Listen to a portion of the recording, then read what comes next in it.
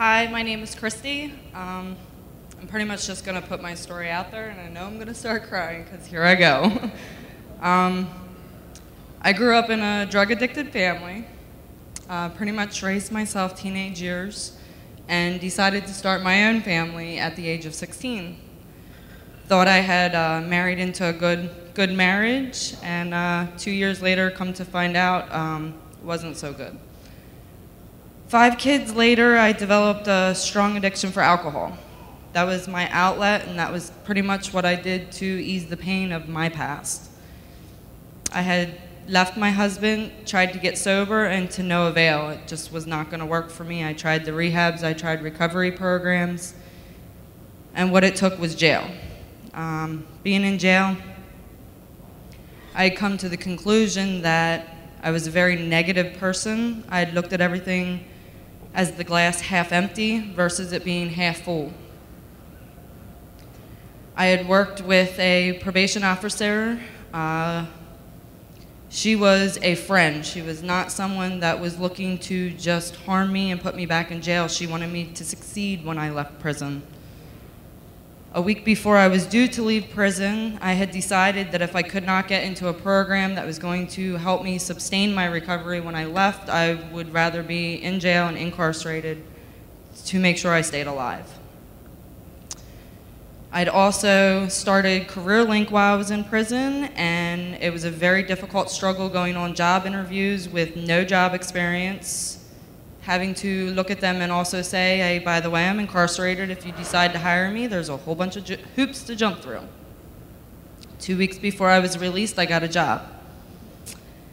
I'm going to put the company's name out there. It is Annie Ann's Pretzels Corporation, based here in Lancaster County. And they've been great. 2 days before I was due to be released, I had heard I got accepted at the TLC program. I knew absolutely nothing about it, and I was terrified.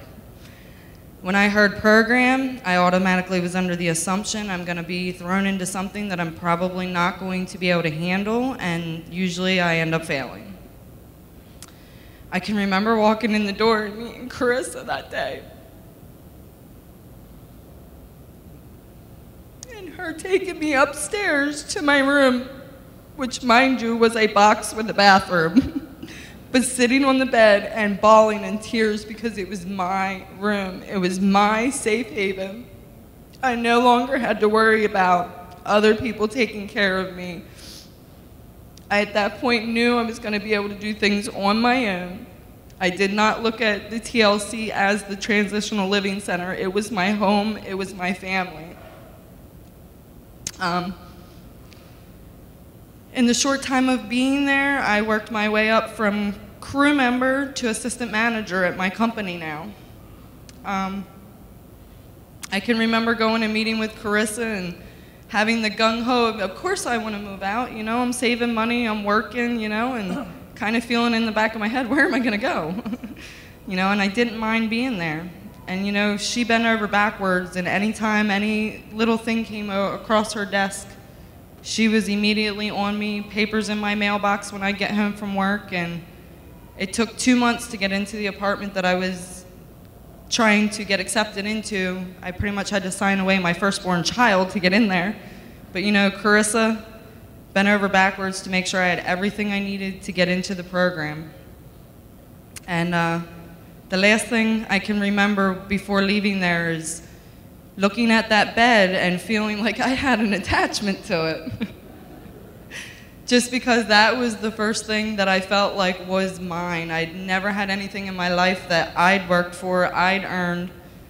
So Carissa came up with the bright idea of emailing Doug and asking if I can take the bed with me. Need a good night's sleep for that job, and I wanted my bed. And he obliged, and I still say thank you for that to this day, and I am still in that bed. I absolutely love it.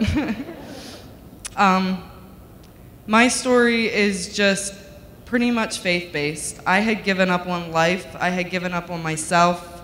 I had given up on my children. And when I came to the conclusion that it was going to take a community of support to get me back to where I needed to be, and I got into the TLC and got the support and the family and the love and the care with still some boundaries, but not a program atmosphere. I still had to go out and do things on my own. I had to make that path for me. And I thank the TLC and all the staff and just anybody out there that wants to look at it like you're living in a shelter. It's not a shelter, it's a family. It's an umbrella of support networks that will help you, and I just hope you continue to grow. Thank you.